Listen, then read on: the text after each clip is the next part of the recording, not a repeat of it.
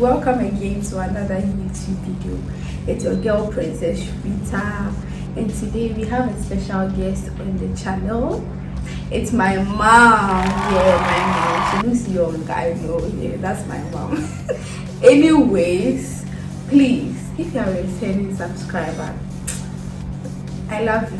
That's all I'll say. And please, if you are new on this channel, it's Princess Inta. And it's my channel. I do lifestyle, I do fashion, I do entertainment. So please stay tuned for more videos. Okay, let's get into the where I asked my mom certain questions. I decided to ask her concerning herself, her social life, and what else, educative questions that's going to help some of the young adults out there. So please stay tuned for the video. Hello. Hiya. What's your name? My name is Eresi. Okay, Eresi. My mom is fancy, so Eresi. How many children do you have? I've got 5 children. 5 children. My mom has 5 children, guys. It's not a joke. Can you bet 5 children look like this? No, she doesn't. Oh, mommy. Some people even have 2 and they look like. Well, there's no discrimination. Yeah, child. Among the 5. Among the 5, there's no favorites. I love them all. There's no favoritism. That's what our parents say. They always say they don't have a favorite. But you and I know, they always have a favorite. They always have a child that, no, don't do this, don't do that, don't do it. We all know. If you get me, comment down below. Which child has more similarities of you? Similarities is to do with you. You have a lot of the similarities, and I think it's the first son. Looks like me. I don't really say, but a lot of people tells me that my first son looks just like me. And the similarities is all to do with Princess. People say I have mannerisms, so I do certain things and they are like, oh, you are behaving like your mom. But when people see my brother Richard for the first time, they're like, you look so much like your mother. So yeah, that's it. Juicy. How did you meet my dad? I met your dad in the same house I was brought up in. That's my home. Wow. My dad was very strict man, and there's a friend that had a confirmation party in the house, and that was an invite. It was an invite given to my husband and her friends, because the lady having a confirmation party knows your dad. Yeah. So he was invited in, and I served him. I gave him a drink. That's a long story. Yeah.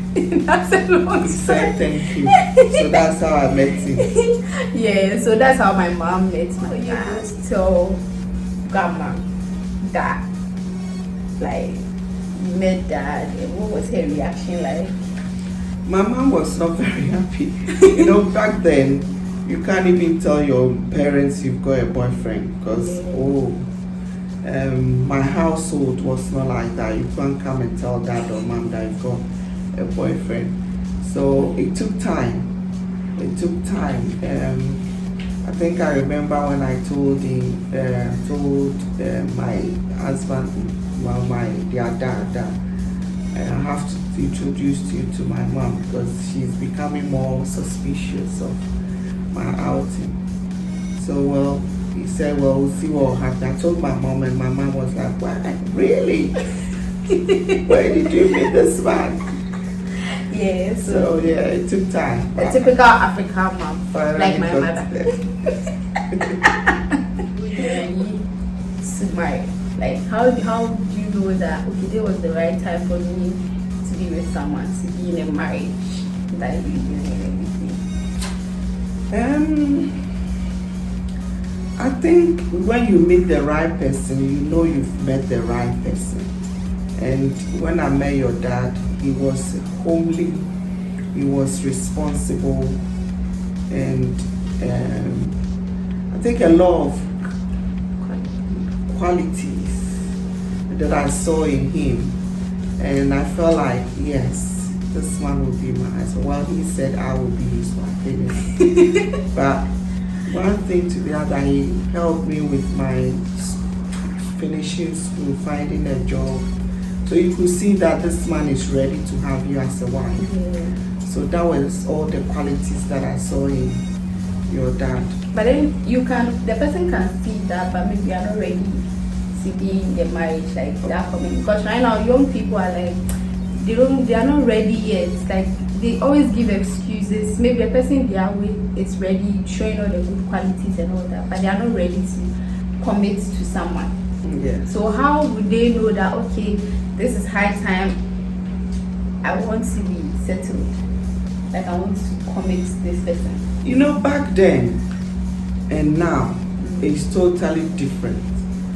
And with our time, all we were looking out for, or well, with me, what I was looking out for is to settle, to have a responsible man that can help me. And also, I didn't want to give birth when I'm 30 plus or 40 plus. I just want to have children because I felt I was working, I was independent, and I was able to look after myself. So I felt like the next challenge is to marry and to have my children early. So now the children today, or the teenagers, as you can see, I have a beautiful daughter sitting by me.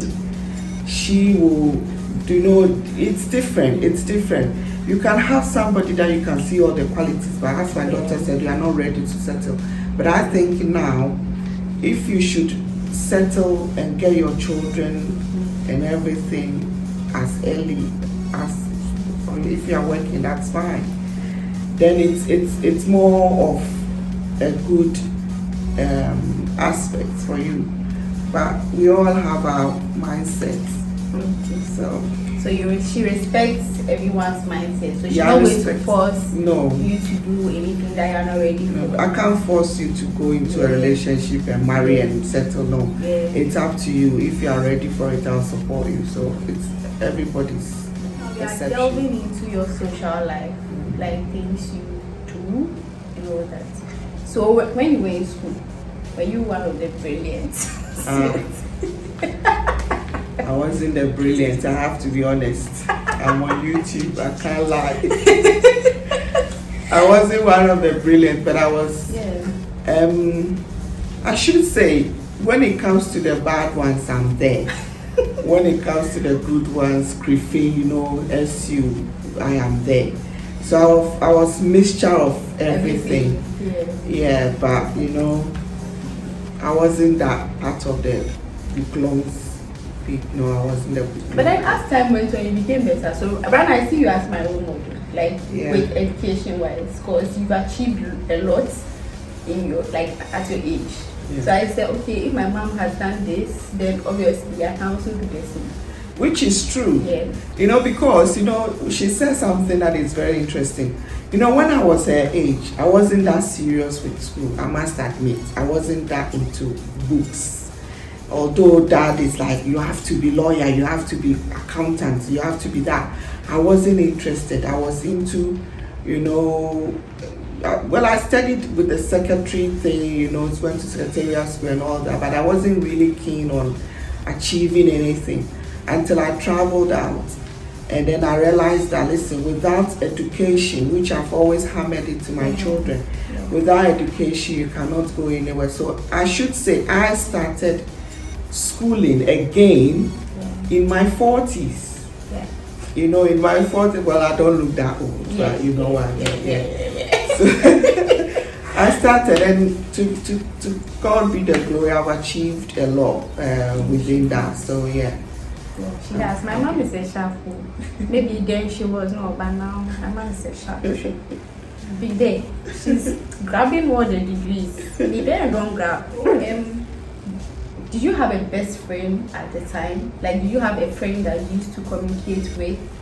like in everything, okay, you go to this person. Do you think it's advisable to have someone like your mate, not like your mother? Like, I know you will say your children are your best friends, I know, but then like, do you have a best friend? My best friend, honestly, I didn't have. I don't think I had a best friend. I had friends. We were a group of 6, and we were friends, you know. But I didn't have a best friend. With me, honestly, my mom has always been my friend, because I felt like, mom, I can go to mom and tell mom things, and she will not judge me. So mom was my friend. I was very close to my mom. So I didn't really have a best buddy. No. So did you have any broken heart? Broken heart? Yeah? Issy, I'll break your heart. My mom is hard. Don't say I'm hard. My mom is harder. My mom doesn't fall for this, so. No, I don't think anyone can break my heart. She would. How was motherhood like? Having your first child at a young age and all that, raising, even though you were married, but then how was it like getting to know certain things about motherhood at that young age? How was it like? Very interesting, and honestly, I really loved it, especially giving birth to a daughter, you know, first girl. It was really, really, really happy times for us, and I felt like I've got a child that I have to, you know. It was a brilliant. I can't explain it, but it was a really happy moment for my husband and I. Then very happy moment, and Princess was very chubby. Princess was very, you know, she wasn't that cry daughter. You know, she was really a happy child. So it was really a happy moment. Yeah, I loved it. Yeah, I've always been a happy child. I'm still a happy child. We come to the educative side. So this is the educative segment. What age do you think is right for a child to start dating or to start talking to someone? Let me put it that way. What age do you think is right? There's no age limit when it comes to speaking to. It depends. You know, what I'm saying now, it's all to do with now how the system has changed, how cultural, you know, everything have changed now. So it depends. If you found somebody who you feel like, nowadays we are steady, we are courting, fiance, you know, you found somebody that you feel like you study them, or have the courting, you know, going on, making sure you get to know each other. It's okay, but you have to be careful. What do you think about African parents imposing their values? Imposing? Like, okay, I'll say they try to put, okay, so for instance, let's say my mom realized this is the right way, so obviously it's also going to work for me, but they don't consider the fact that science has evolved.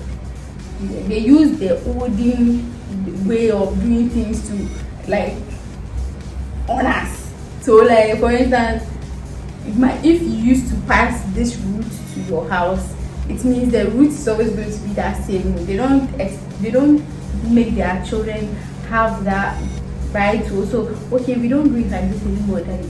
We don't do it like this anymore, Mommy. Why is that African parents are like that? African parents will forever be African parents. Because, you know what, I don't want to say it in a nasty way or be discriminatory.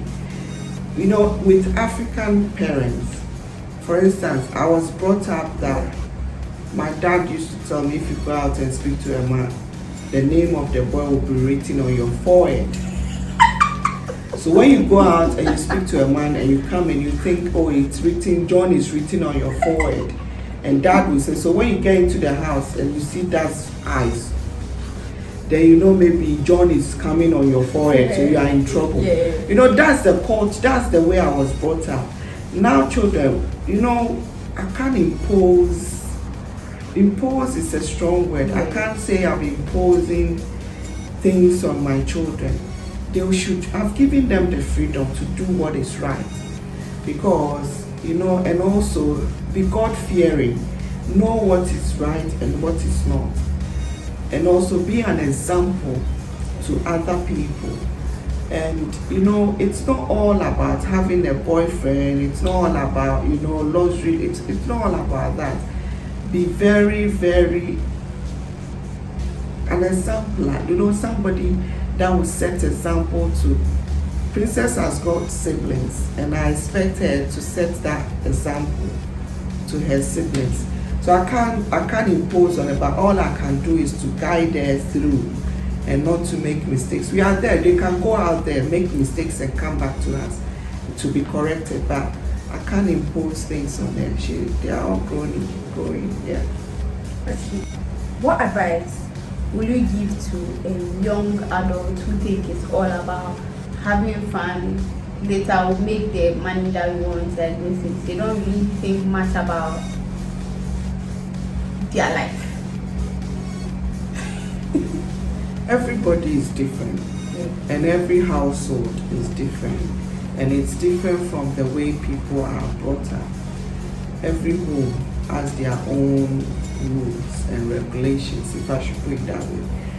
So if you want to have fun before you settle, it's up to you.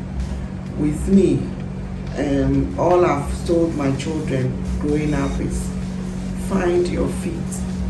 You know, make sure you've got something to be able to support your boyfriend, or you know, you should also be a contributor towards, you know, your livelihood.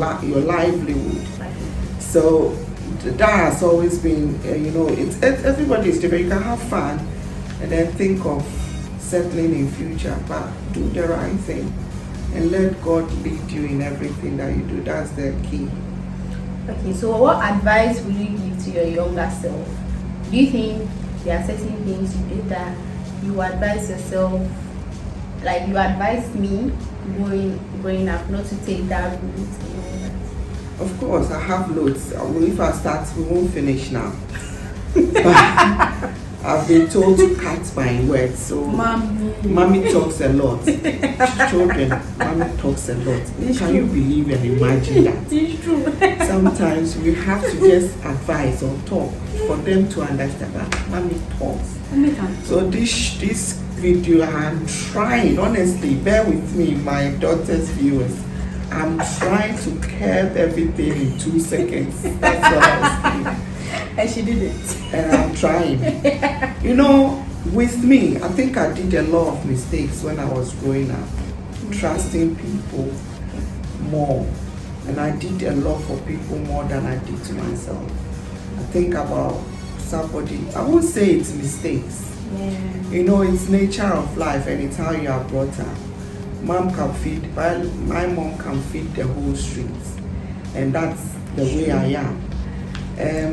With mistakes or things that I don't want you to follow suit is, you know, don't be selfish. And don't, you know, selfish is not good. And being envious of people, and be content with what you have. Because I don't think looking at people and oh, I wish I've got that, I wish I've got that, you know, I don't think it helps. At the right time, you get what you want. So I won't call it mistakes, I won't call it, it's just an advice that you don't do things that is not really right. So yeah. Oh, my mom has said so much today, and I hope it's helping some of you out there. But then before my mom goes to bed, which I know she's very tired. I need my bed. Before that, I wanted to give her last advice to we the youth out there. If you want this advice, please take and keep I brought my mom on this channel. It was not easy at all. She had to travel miles for this. So please subscribe. Mom, so please, your last advice you give to my viewers out there. Advice, be yourself, God fearing. Prayer has always been my key. It has helped me from then to now. The challenges will come, but without God, you can't sail through. So that's my key. And also, young ladies, young men out there, is to do with everyone, not only the young ones.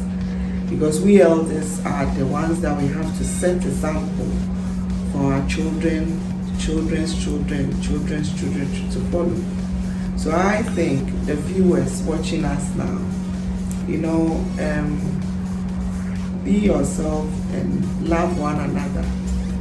And we should learn to forgive people that does things against us. That's what I've learned to do. And also there's no need to give vengeance and all that, because if you know God, you'll be surprised what He can do for you. So that's my advice. And also yeah, I think that's My mommy has spoken. she's moving done. I'm trying not to say more. Yeah, thank you all for watching this video. I hope it helped you one way or the other. My mom has said so much on this channel, and I hope at least one thing she said, we are going to work on it and all that. So please don't forget to subscribe, don't forget to like, and don't forget to comment down below about anything you think about, Mommy, thank you so much for coming on this channel. I'm so honored. She didn't want me to do a YouTube, and today she's on my channel. Do I have a choice though? Anyway, thank you. Thank you for coming. Bye.